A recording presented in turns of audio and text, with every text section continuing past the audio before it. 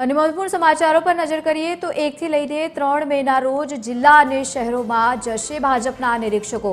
મહત્વનું છે કે 15 મહાનગરપાલિકામાં મેયરની પસંદગી માટે હવે સેન્સ લેવામાં આવશે। જિલ્લા પંચાયત તાલુકા પંચાયત માટે પણ આગેવાનોનો મત જાણવામાં આવશે। નોંધનીય છે કે નગરપાલિકાના પ્રમુખ અને ઉપપ્રમુખ માટે પણ સેન્સ પ્રક્રિયા લેવામાં આવશે। સેન્સ જાણવા માટેનો પ્રયત્ન કરાશે। 4 થી 6 મેના રોજ મળી શકે છે પાર્લામેન્ટરી બોર્ડની પણ બેઠક।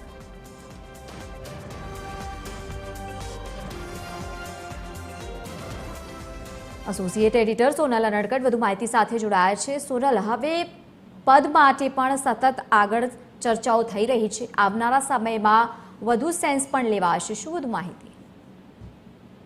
જી, પ્રદેશ ભાજપના ઉપક્રમે સ્થાનિક સ્વરાજ્યમાં જે પ્રકારે ભવ્ય જીત મળી છે ત્યારબાદ હવે 15 મહાનગરપાલિકાની સાથે સાથે જ 33 જિલ્લા પંચાયત, 78 નગરપાલિકા અને જે 253 તાલુકા પંચાયતો ભાજપને મળી છે તે તમામમાં હવે નિમણૂકોની તૈયારીઓ શરૂ કરી દેવામાં આવી છે।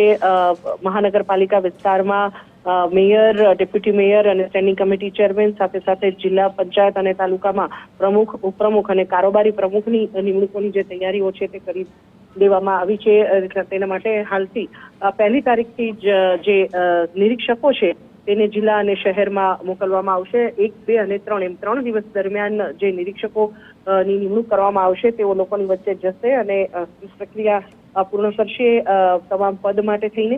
ત્યારબાદ 3 નામની પેનલ જે છે તે નિરીક્ષકો તરફથી સોંપવામાં આવશે અને તે નામોની પેનલ પર પાર્લામેન્ટરી બોર્ડની બેઠક મળશે।